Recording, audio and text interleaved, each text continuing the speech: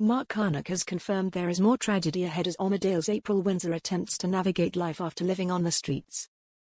This week, Mark's character Marlon attempted to get rid of April's friend Dylan by planting drugs on him. At first, Marlon allowed Dylan to stay in his house for one night, but it then turned into a situation where he could remain in a warm home until he became clean from drugs. At this point, he doesn't know Dylan at all. He knows he protected April on the streets. He doesn't really know what that means, actor Mark Carnock said, explaining Marlon's motives for framing the young lad.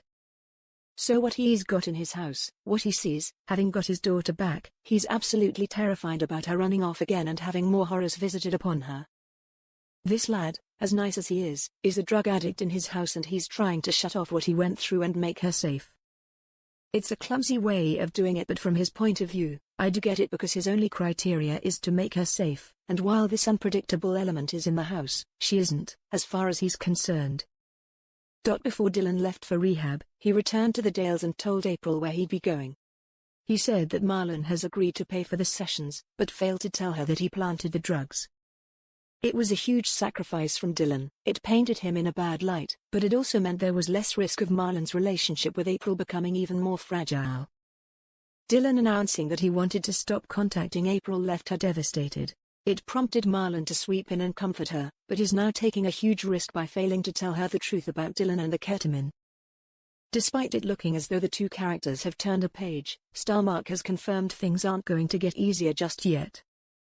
It's the eggshells thing, but they're trying so hard not to push her away and bring her in at the same time. It's this endless magnet thing of one way or the other, back and forth.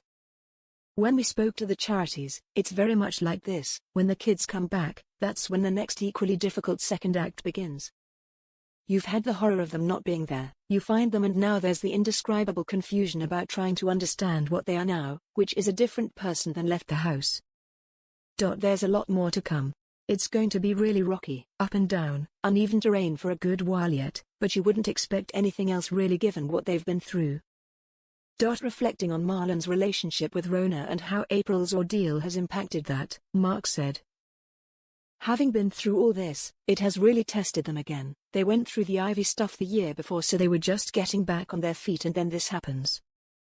To be fair to her, she's under incredible pressure from him because he seems utterly focused on one thing and he's been a bit lacking as far as the rest of family life is concerned.